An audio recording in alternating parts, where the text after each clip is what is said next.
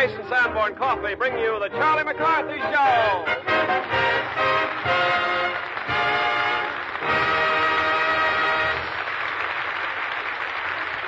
This is Ken Carpenter, ladies and gentlemen, greeting you on behalf of Edgar Bergen, Charlie McCarthy, Ray Noble of his orchestra, Lita Gordon, Mortimer Snart, Pat Patrick, Jack Crucian, and our guests for this evening, Nelson Eddy and Chester Morris. And here is Edgar Bergen and Charlie McCarthy.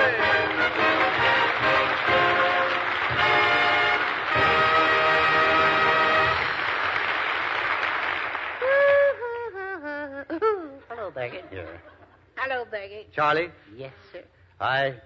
I might as well tell you right now that I haven't been at all pleased with your conduct lately.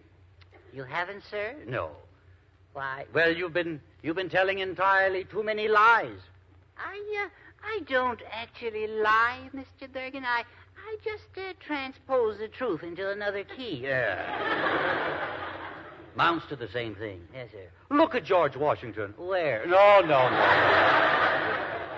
Why, he was famous for never telling a lie. Well, let him stick to his racket, and I'll stick to mine. Yeah. There, now, you see? You not only fib, but you're impudent about it. No. Well, maybe I am, but really, deep down inside of me, I mean all right. I doubt it. What do you want, an X-ray? All right. You don't even make an effort to avoid telling lies. Oh, but I do. Really, I do. You do? Yes, sir. I have tried. God knows I've tried. I've tapered off. You have? Yeah. Well, I've even written to Liars Anonymous for help. You have, yeah. Well, I've spanked you and I've spanked you, but it did no good. Oh, I wouldn't say that. You needed the exercise. Oh. Well, Charlie, I'm going to help you. Good. From now on, you will have to pay me 10 cents a lie for every lie you tell. Yeah, help me? Yeah. You ain't doing so bad for yourself, are you there? Nevertheless, it's 10 cents a lie. Well, couldn't you make me a better rate? No. 3 for a quarter. No. 6 for a half. No. I'm a big consumer, you know. Yeah. I'm sorry, Charlie. Oh, gee. Well, if it's wrong for me to tell a lie, then it's wrong for you, too. Now, isn't it, Bergen? Well, of course it is. Well, then this thing should work both ways, shouldn't it? Yes. What's sauce for the goose is cranberries for the turkey. Yeah. That's okay with me. But now watch your step from now on. Yeah. You're going to get the truth, Bergen, if I have to lie to do it. Yeah, that's what I'm saying. All right. Now, I have a few questions. Oh, yeah, sure. Our cook tells me that she left a pie on the windowsill to cool. Uh-huh. And she said that it was about... Never mind the details. What? Here's your dime. Oh, I see. Yeah. It was worth it. Yeah. Now, tell me, Charlie, did you sneak in the back way of the Bijou Theater last night? Who, me? Yeah. Of course not. No. Why? Well, I just happened to be across the street at the time. Touche. Yeah. You can't buck evidence like that. Yeah. Here's another dime. Yeah, thank you. You know, it hurts me more than it does you taking your money. Oh, wow. For a whopper like that, you ought to pay a buck. All right. And another thing. Yeah. Were you in school every day last week? Yes, sir. Every day last week? Yes, sir. Yes, sir, honest I was. If I'm lying, may the roof fall in on me. Oh, you wise guy. Someday I'm going to get that sound effects man. Oh. Now, go ahead. What about school?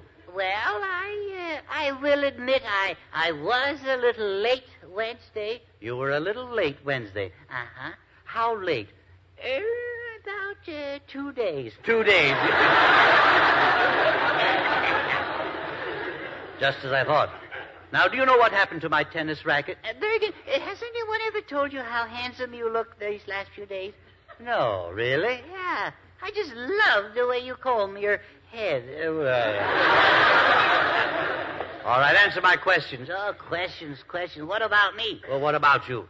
Oh, don't you think it's about my turn at bat? All right. Answer me this, Bergen. Yes. shouldn't I be entitled to half the dough you collect for us every week? Well, that answer, of course, depends on many things that have to be taken into consideration. Yeah, well, just give me the answer straight. All right. No chaser. All right. Shouldn't we split the dough? Charlie, now, let's be big about this thing. I'm willing. Let's forget the whole thing. Huh? Now, just as a little token of my friendship, here's $1 for you. Yeah, sir, you cannot buy my honor that cheap. I see. Well, I never would stoop to bribing you. Okay, then I got some more embarrassing questions. No, Charlie. Why, look, Charlie, there's $5 on the floor. Yeah? Yes. It must have fallen out of your pocket, didn't it? Yeah. Yeah, that sounds like a workable arrangement, yeah. Okay. Yeah. And I won't have any more trouble with you. Not a bit. Not until next Sunday.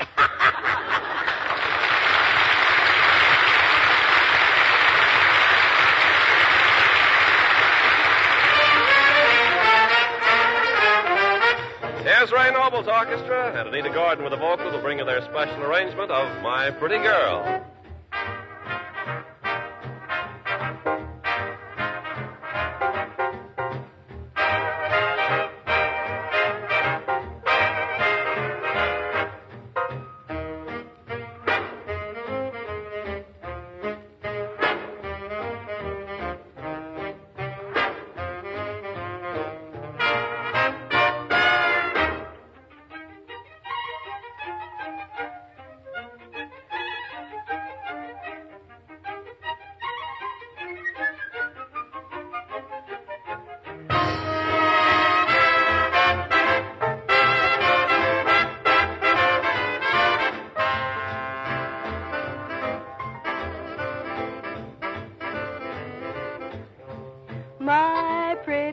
My pretty girl, I'm always dreaming of you.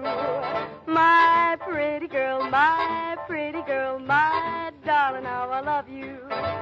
Promise me you will never leave me. Promise me you will never grieve me. Promise me you will not deceive me. Oh, my pretty girl, please give me just one kiss, one sweet kiss you won't miss.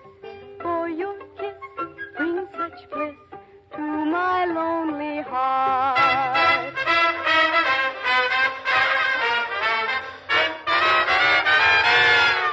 My pretty girl, I'm always dreaming of you. My pretty girl, my darling, how I love you. Promise me you will never leave me. Promise me you will never grieve me. Promise me you will not deceive me. Oh, my pretty girl. Oh, my pretty girl. Oh, my pretty girl.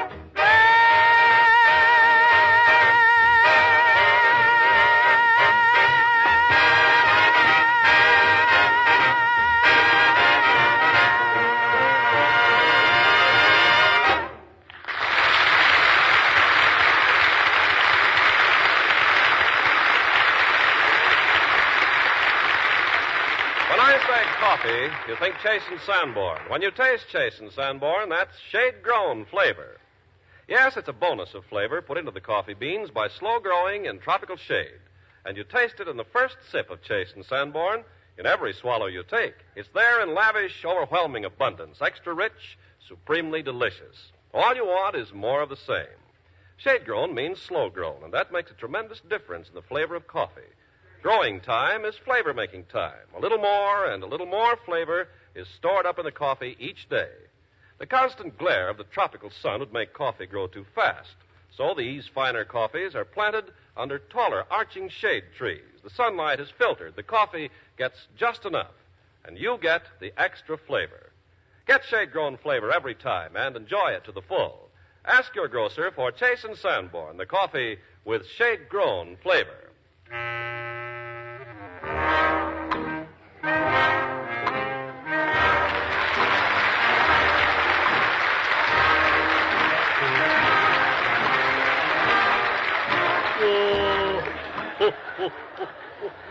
No.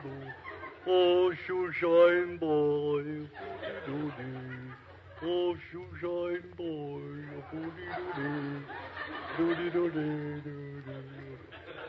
Well, Mortimer, you arrived on the dot. No. On the bus. Yeah, sorry. Hey, what's that box you're carrying there? Well, that's for shining shoes, Mr. Bergen. Ah. Yeah, how about a free shine for 10 cents? Oh, I see. So now you're shining shoes. Yep. Yep, that's the way it goes. Yeah. Well, what made you take that up? Well, you told me if I wanted to be somebody, I'd have to have polish. Well, that's right. I got it all over me now. Yeah. Well, you're always trying a different job, aren't you? Yeah, that's right. I reckon I'm a jerk of all trades, all right. Yep, that's the way it goes. Yep. Well... Oh, hush up out there. Well, at least you're showing initiative. I say at least you're showing initiative. Oh, is that darn thing showing again? I mean, you never quit trying, do you? No. Well, it's like they say, you know. They always say, let's see. They say, they always say, well, they probably don't say it anymore. Well, what was the saying? Oh, you know, it's, if at first you don't succeed, hickory dickory dock. Oh, quit tittering out there. Now, don't talk like that to the people. We owe these people a lot. We do? Yes. Well, let's pay them off and send them home. Now, let's get back to your shoe shining business. Yeah. Oh, Mr. Ask me what my slogan is. Your slogan? Yeah, go ahead. Oh, you have a slogan? Boy, I got a funny slogan. All right. What is your slogan? Well, get a shine. Get a shine. Yeah. Don't treat your feet like dogs. I made that up. Yeah. Well, a shine does make a man feel well dressed. Boy, you gotta wear more than that. Yeah. Maybe Ray Noble would like a shine. Oh, Ray. Yes, Edgar, old boy. Mortimer's in the shoe shining business. Oh, how jolly. Yeah. Sure. I say, Mortimer, what would your price be to me? I mean, me being a friend of yours, you know. Oh, there's no extra charge for that. 15 cents for one shoe and 10 cents for two. Yes, but look here. You mean the more feet, the less you charge? Yeah, that's right. Yeah. Yesterday, I almost went bankruptcy. Why was that? Well, a fella came along who was a 6-footer. A 6-footer? I guess no one in the world is as stupid as you. Well, it's because they just give up too easy. Oh, I see. Surely a good boy like you can't have any trouble. Oh, but I do have, Anita. I tell you, I get into more trouble than Br'er Rabbit. Well, what is it this time? Well, I was just tuning up Bergen's car, you know, and I was just giving it a little test run. You know, you have to do that, you know, to get it working right.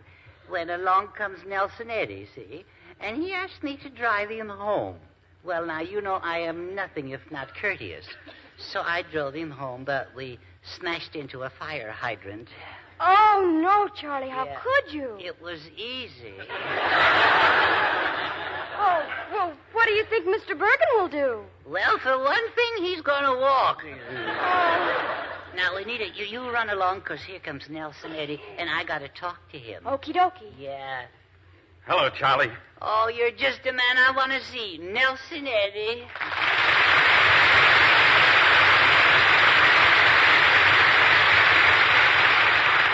Charlie, I don't suppose you've had time to have Edgar's car fixed.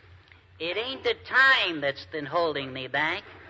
And, Mr. Eddy, inasmuch as I was driving you home at the time, when the accident happened, don't you think that maybe Oh, no, I don't. You don't? Well, after all, you did grab the wheel when I was driving. So? So you ought to grab part of the expense. Huh. I was only trying to keep the one out of two from being you. Oh. Where's the car now? I had it towed over to Skinny Dugan's backyard.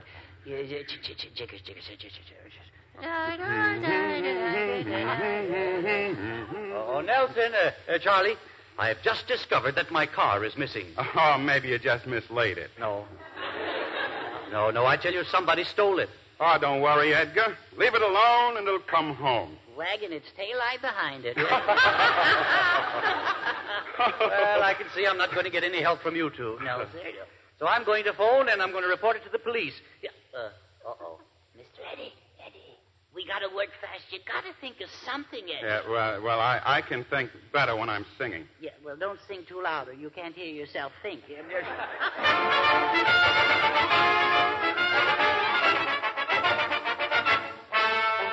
When the Rangers come to town to settle up or settle down, they're in their heyday because it's payday. There's a bottle, laugh, a joke, a heck of a night, and then we're broke. We know tomorrow we'll have to borrow.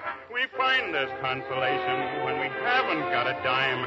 Our job's a great vacation and a darn good time. We're all pals together, comrades, birds of a feather, rootin' pals, tootin' pals, scootin' pals, shootin' pals, in rain or sunshine.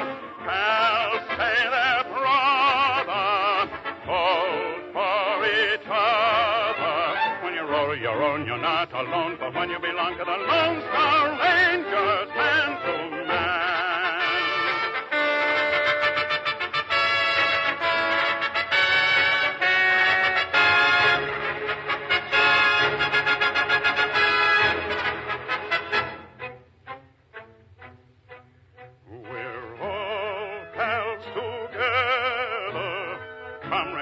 Comrades, birds of a feather, rootin', tootin', scootin', shootin', in rain or sunshine.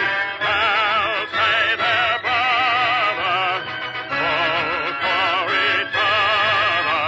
When you roll your own, you're not alone, for when you belong to the Lone Star Rangers, man to man.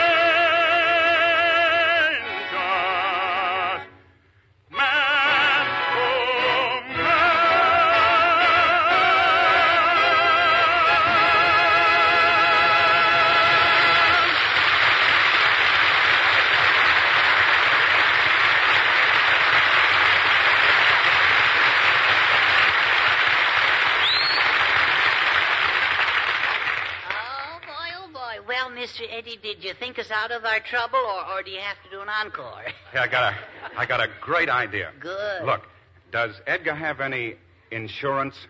Yeah. You mean, oh, no, we couldn't bump off Bergen. No. No, Charlie. No. I'm talking about accident insurance. Oh. All we do is take Edgar's policy to the insurance company, file a claim, and presto. We get 6 months in jail, yeah. No, we get the money. Oh. But I'll have to pretend I'm Bergen. Well, let's go, alias Bergen.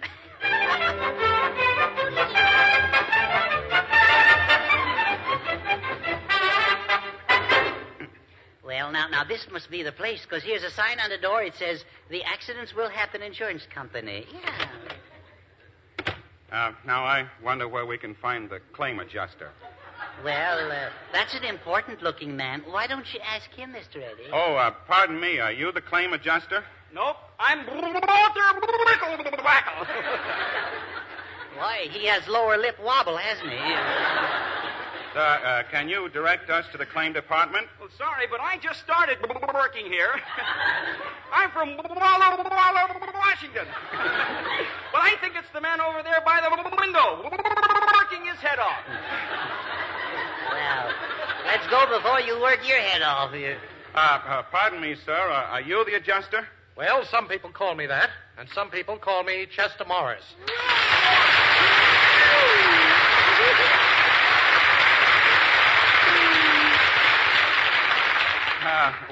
I'm Nelson. Speak right up, Mr. Bergen. Begin again. Yes, I'm Edgar Bergen. Well, your face is familiar. I said your face is familiar, but I don't recognize the hair. He only wears it in the winter. Well, if you're Edgar Bergen, say something without moving your lips. You see, he did it. We'd like to file a claim for damages. I see. Is the amount under $10, or am I going to have trouble? Well, here's a list of the stuff that's busted. Uh-huh. That will cost about... $80. No coaching, please.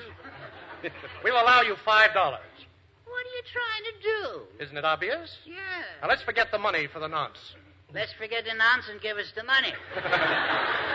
All right, now, let's fill out the claim report. Yes, sir. Oh, dear, this is so complicated. Pardon me, but you're holding it upside down. Oh, so I am.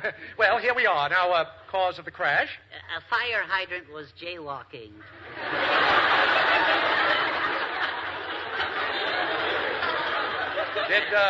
Did you signal the fire plug? Yes, we blew the horn. And the fire plug blew its top. Well, that's city property. Sure. Did you get anything from the city? We got a free wash job, yeah. Mr. Bergen, were you at the wheel? Occasionally. Mm-hmm. Do you have witnesses? Fortunately, no.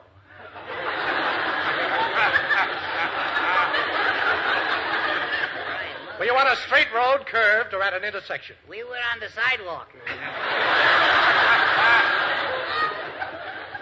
Now, when did you first see the fire plug? Now, I'd say we were about 30, 20 feet away as the crow flies. Yeah. Oh, you were coming in for a landing. Pardon the intrusion, but I saw your sign saying adjustments, and I thought you might do something about this dreadful crick in my neck. Well...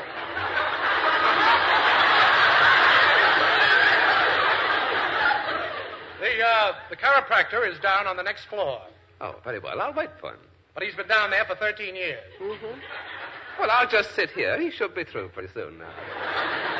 Now, let me see. Where were we? Excuse me, are you the insurance adjuster? Yes, I'm the... Yes, miss, but you can call me Chester. Mm-hmm. Or better yet, call me Chet. Well, now, that ain't fair, Chet. We were here... It's Mr. Morris. What, again? What do you mean by crowding ahead of a lady? Crowding? How do you... Yes. And now, what can I do for you, miss? Well, I stopped my car suddenly, Yes? and my poor little Mopsy fell off the seat and sprained her foot. Oh. And who is Mopsy? She's my little Mexican Chihuahua. You mean you have a chihuahua? Wow, wow, wow, wow, wow. Oh, yes. I love dogs. Oh. I could just hug everyone I see. Poor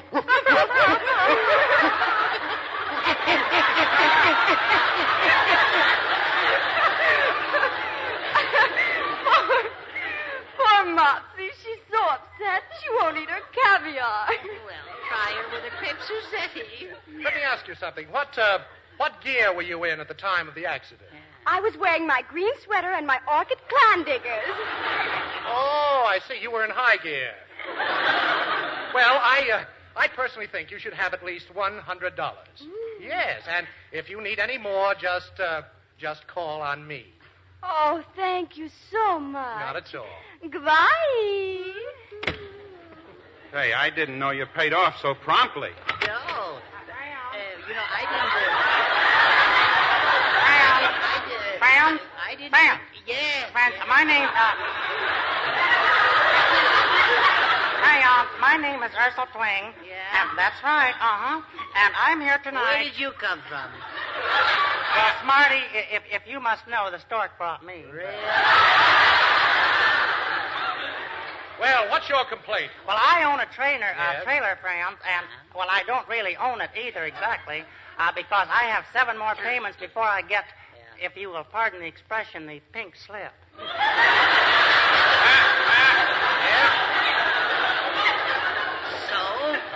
Go on. Well, last night my trailer was robbed, and what I'd like to know is, can I recover? Well, let's hope so. You can't always look this bad. No. You know. Well, Well, you can't tell. Well, I was just putting on my flannel nightgown. Yeah. Or was it the cotton? No, I was wearing pajamas. All right, come on, get to the point. Well, I am. A robber pointed a pistol right at me, and he said, reach for the ceiling. And you did? That's what he said. And I tried to, but I couldn't reach it even when I stood way up on the tip-tops of my tippy toes.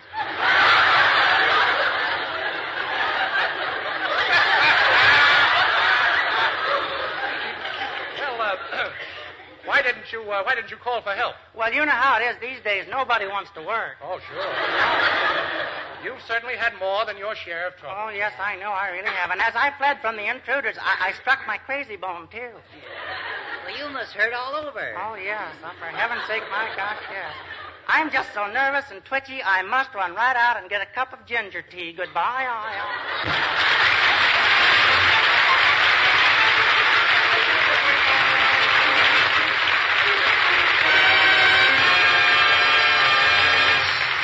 It's easy today for everybody to get more delicious coffee. Just ask for Chase & Sandborn, the coffee with shade-grown flavor.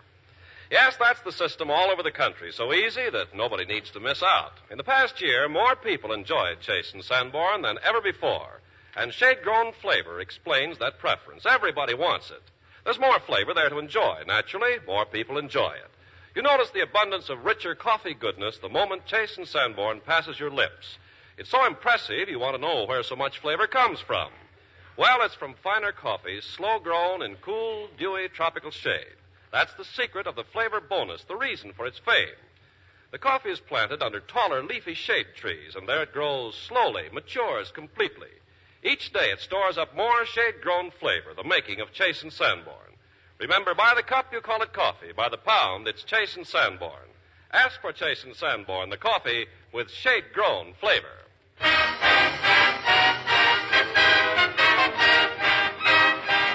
with us again next Sunday when our guest will be Monty Woolley.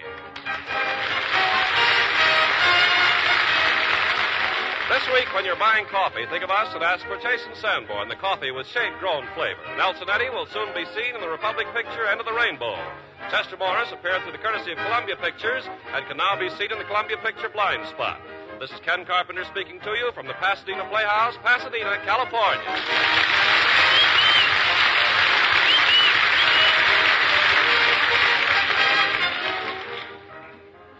Have you ever served V8 vegetable juices hot as a soup? Most folks are well acquainted with the bracing flavor of chilled V8 as a breakfast juice, as a cocktail before dinner. Perhaps the children have V8 with lunch. Well, here's a brand new way to enjoy that delicious gardeny flavor. Just heat V8, pour into bouillon cups, and serve. Your first spoonful of tempting, fragrant V8 hot will tell you why so many people enjoy its rich, flavory goodness on chilly days. You see, V8 combines the juices of many tasty vegetables fresh from the garden. Juices of carrots, watercress, spinach and beets, tomatoes, celery, lettuce, and parsley. All these juices are so skillfully blended that they actually flavor each other. No wonder V8 Hot as a first course has created such enthusiasm. So tomorrow, get an extra can or two of V8 at your grocer's and try a cup of V8 Hot. Remember, cold or hot, there's a wealth of garden goodness in every delicious sip of V8 vegetable juices.